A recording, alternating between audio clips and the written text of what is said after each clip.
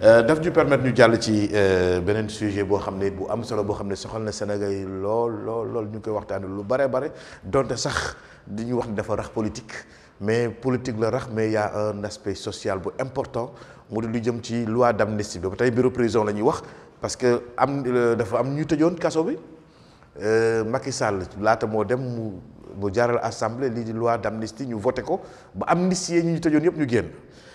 Ousmane Sonko premier ministre actuel bu muy nekk ci opposition bi bokkoon na si ñuy ŋàññ loolu ne loi d'amnistie bi d'accorduñ ci dañ koy dindi et cetera bi mu demee DPG waxtaan nañ si démb tuuti ci déclaration de politique générale am wax na si ne dañ koy dindi dañuy abroger loi bi maanaam delloo ko fa mu newoon Doudou lan lañ mën a wax ci loi d'amnistie bi parce que quand même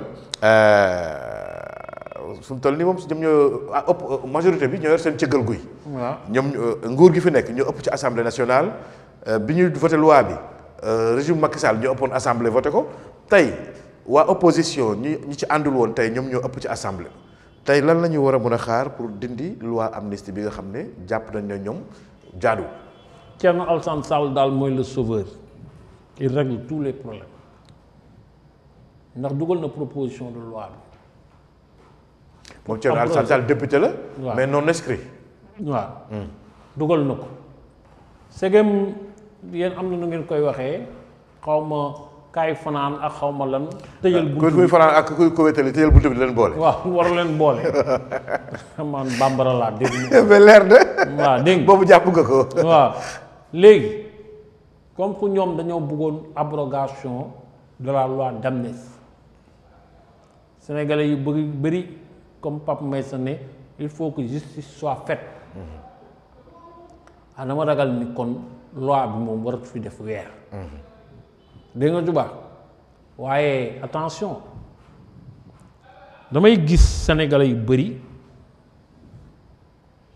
taxaw même Thierno Alassane Sall taxaw si waaw loi d'amnistie bi Mimi Touré loi d'amnistie bi waaye xam nga ñun Sénégal on met toujours les charrues avant les bœufs mais dafa am lu andi affaire bi tout a été déclenché par l'affaire Adji Sarr mais l'affaire Adji Sarr fu mu ne nii kenn jugé wu ko. kenn waxatu ko waaye. non kenn jugé wu ko. kenn jugé wu ko. parce que xam nga dañu jugé Ousmane Sonko par contumace. non moom moo jugé nañu ko ne corruption à la jeunesse. waaw defal nang mais par teewul ci contumace par contumace waaw teewul ci tribunal. ñu ne non ñu ne bu ñu la jugé par contumace. mooy fekkee woo ko gisuñu la xamuñu foo nekk da ngaa daw.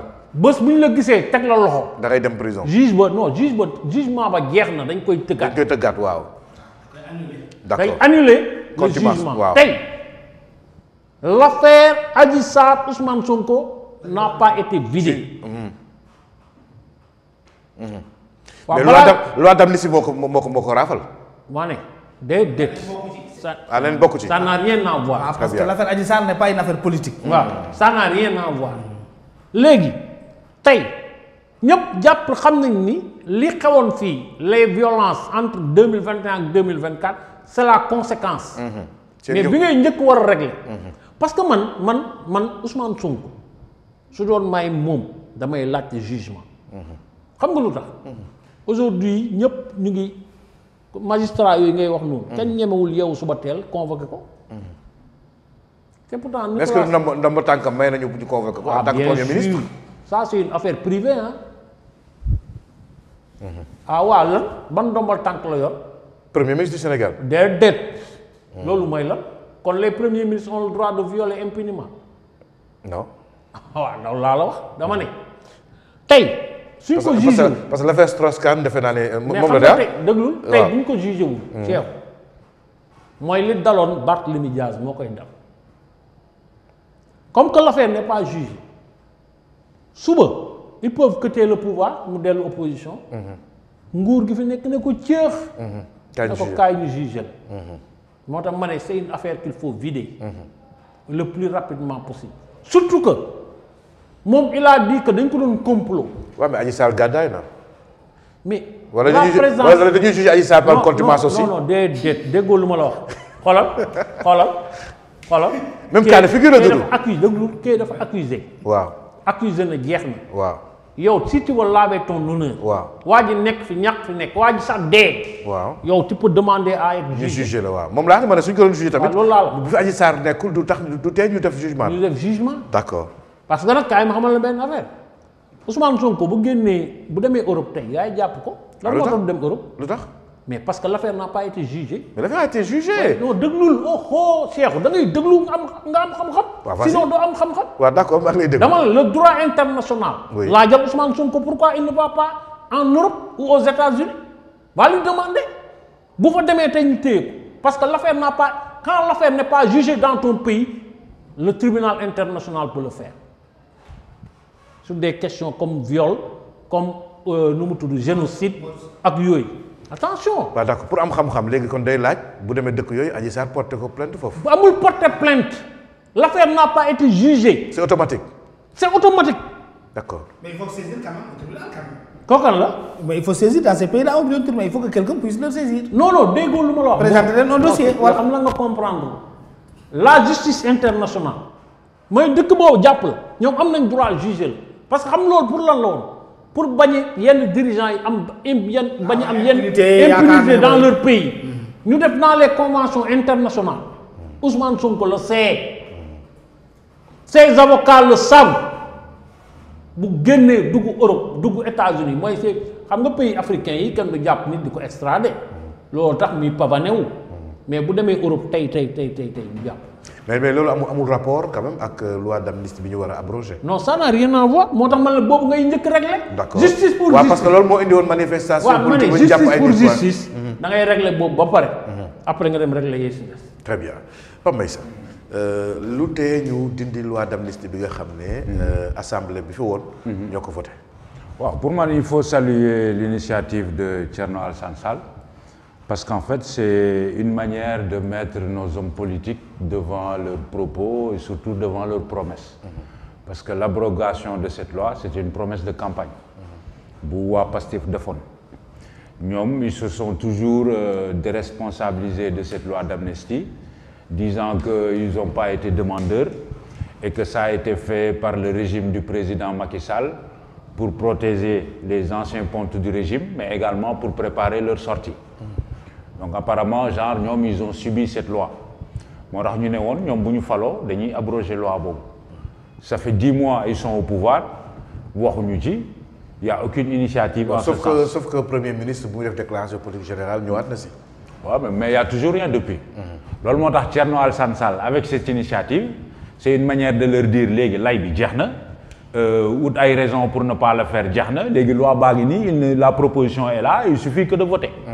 bu boobaa nag Pastef ils vont prendre leurs responsabilités avec leur majorité à l'Assemblée nationale et on saura vraiment s'ils ont envie de le faire ou de ne pas le faire. et c'est un remake démb buñ ko voté ñoom waa Pastef dañoo abstention lañ def. voilà maanaam waxuñu waaw d'accord nañ waxuñu déet. waxuñu déedéet d'accord. donc moo tax bon ñoom ils se sont détachés te lii c'est un peu un remake je crois que amoon na fii avec je crois que c'était la loi sur l'homosexualité. am na ku déposé woon une même proposition justement pour mettre. Ami Ndiaye Gniby. waaw je pense c'était Ami Ndiaye Gniby pour mettre le régime devant ses responsabilités ne leen di ngeen ko voter on a vu comment ça finit. Donc je crois que pour man Thierno Alassane Sall est dans cette même démarche et pour man c'est un peu salutaire aussi parce que aussi yii buy am politiciens yi peut-être ils vont pas jël lépp def ko ci ndodd de promesse de campagne parce qu'on dit on sait que les promesses de campagne on sait ce que ça vaut. beaucoup nee nañ bon c'est des paroles en l'air. mais quand même c'est pas une raison politiciens yi lu ñu wax vraiment ils doivent être fidèles à leurs actes te pour man acte bi c'est salutaire léegi nag on verra sa cappaandaw ba bu fekkee ils vont voter la loi ou pas on saura sincèrement c'est quoi leurs intentions par rapport à ça. phrase bu am solo wax président Abdoulaye Wade boo ko waxoon ne les promesses de campagne n'engagent que ceux qui y croient. maintenant est-ce que loi d'amnistie bi.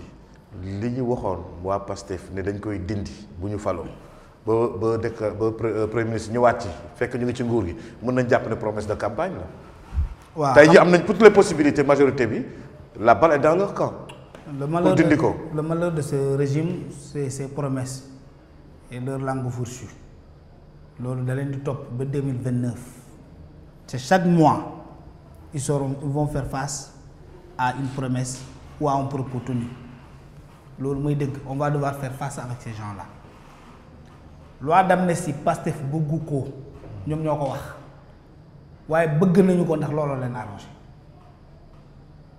ñoom bëgguñu ko ndax ñoo ko wax mais bëgg nañu ko ndax loolu leen sauvé tey moo tax ñu nekk ci réew mi. donc c'est un couteau à double tranchant. mais pour oui à triple tranchant même. looluy dëgg. maanaam buñ ko fi bàyyee bañ ko dindi. waaye da leen di topp ndax dañoo war seen i kàddu. dañu ko dul laal mais buñ ko dindee mën na leen bañ a arranger parce que. Sonko ne touchera pas à cette loi d'amnistie. Il connaît les conséquences. mais lan moo tax mu waxaat ko ci déclaration de politique générale parce que c'est un populiste qui parle à bon endroit qui ne s'adresse pas aux Sénégalais intellectuels qui ne parle pas à toi qui ne s'adresse pas à Kandé non il sait que Kandé va entendre ce qu'il n'a pas encore dit mais il s'adresse à ses militants. C'est le dit que non ñun bañuñu loi d'amnistie mais l'abstention rek dans un pays normal en Amérique boo voté noonu dañu lay classer tout de suite population moo lay baax da ngay nangu wala nanguwoo. on amee ni loi d'amnistie bëggoo leen mais voté à l'Assemblée nationale ko bëggoo leen. c'était simple même bu ngeen amul majorité. même boo amul majorité wooteel na bëggoo parce que ñoom xamoon nañ ne ñu bëgg ko ñu ñàkk ko bëgg dina jàll. du ñu musal la loi bi daf may bett. te suñu ko laalee itam. jàpp leen ne Sonko s'est donné les moyens de s'en préserver de s'en protéger loolu c'est sûr et certain maintenant il y a quelqu'un qui a dit tout de suite attention hein, ça rattrape toujours parce que vous voyez Barthélémy Dias c'est depuis 2011. Doudou ma ko wax léegi waaw. et ça le poursuit jusqu'à présent. te les gens qui vont venir là ne laisseront jamais Ousmane Sonko et Bassirou Diomaye Faye revenir parce que ay xale la ñuy doon bu ñuy perte nguur gi en 2029 ils seront encore jeunes. en 2000 beneen at ils seront encore jeunes. Sonko am 2 mandats am beneen 2 mandats Macky Sall moo leen di mag ba tey. dañuy bëgg ñëwaat mais ils sont encore là parce que ñu ngi jëm horizon 2050. attention ah Abdoulaye Wade avait parlé de 2040 de 40 ans de pouvoir. 2035. voilà Abdoulaye Wade avait parlé de 40 ans il avait dit que les libéraux vont faire 40 ans. Macky Sall a parlé de horizon 2035. mais ça c'est des théorèmes politistes. et politistes même. ça n'a aucune relation avec la vérité. le Sénégalais n'aime pas le pouvoir. c'est notre peuple qui est ainsi fait. ñoom ils sont d'opposition d'office. dañu lay andi boo toogee ñu bala loolu lay dëgg. ce peuple là ne sait pas élire tout ce qu'il sait faire c'est de dégager des gens. et cette règle Pastef ne va pas s'en priver loolu mooy dëgg. loi d'amnistie bi duñ ko laal xam nga ne Thierno Alassane Sall loo ko mënta waxal c'est un homme très intelligent. il y a des acteurs politiques ici seen benn rival la ñu am mooy Ousmane Sonko waratul bokk warul nekk président de la République waruñoo jiite parce que c'est un arriviste en politique il le considère comme ça. il n'a pas de base politique très confortable Thierno Alassane Sall il n'a pas un aura national comme les autres mais c'est un grand stratège politiquement il se débrouille tous les mandats d'avoir un mandat législatif xaw ma fan lay jaar mais day fexe ba am ko. mais lu mu bon ba am député. te gis nga loi bi mu dugal nii. la personne ciblée c'est Ousmane Sonko parce que Thierno Alassane Sall n'est pas nul te Ousmane Sonko n'est pas nul parce qu'il est bien entouré. loi bi du dugg assemblée nationale du fa mës a dugg duñ ko mës a laal. de toute façon oui rapidement oui. waaw voilà c'est-à-dire moom li muy wax li tax ñu mën ci teexel lu tax ñu war ko mën a gëm c'est-à-dire ñoom dañuy dëpp procédure yi. c'est-à-dire ñoom commencé nañ dédommagement ba pare. léegi bu ñu dindee loi d'amnistie bi. ñu dédommagé ba pare jàpp leen. waaw ñu jàppaat leen jugé léegi ñi leen joxoon dañ koy remboursé. tu vois ce que je veux dire donc ñoom ña nga ca cappaandaw ca fin wu procédure ba. très bien donc man ça m'étonnerait qu'ils reviennent encore pour dire ñu dédommagé nañ leen. comme vous avez dit du fast track on peut pas revenir tout ça à ces éléments-là mais il y a eu des actes qu'ils ont posés. c'est ça qui montrent que ñoom pare nañu ci mbirum lii. voilà pare nañ ci yàgg na. li ci graaw nag c'est que pour l'histoire c'est que après c'est une prime à l'impunité. voilà loolu aussi bon c'est assez grave aussi je pense ak li fi xew yëpp li fi jot a xew yëpp des faits assez graves ñu nax saay ko nii pour nëppal non pour que gars yi mën a fàtte faut que justice soit faite d'abord justice quand c'est fait ñu wax waxu dédommagement après nag ñu jàll ci fàtte wala jàll ci leneen. mu ngoog lu si leer mooy président moom premier ministre Ousmane Sonko war na àddu ci assemblée nationale àjjuma. à 16h incha allah Sénégal yëpp a ngi xaar xam na ñàkkul ne ah léegi laa jot xibaar yi ci dans les couloirs ah. voilà waaw. xëy na wax premier ministre mooy ñëw. ah mais c'est lui qui sera face à l'Assemblée non wala du moom. il va répondre aux questions wala moom. attention. non mais loolu la gis nga man lii je l'avais envisagé. Pastef dafa teg un plan de communication boo xam ne ñoom ñoo ngi koy dérouler. Le premier plan, c'était le rapport de OFNAC. Ça n'a pas marché. Ils vont aller en plénière pour donner la parole à Ousmane Sonko, qui va encore charger la mode de ses ennemis.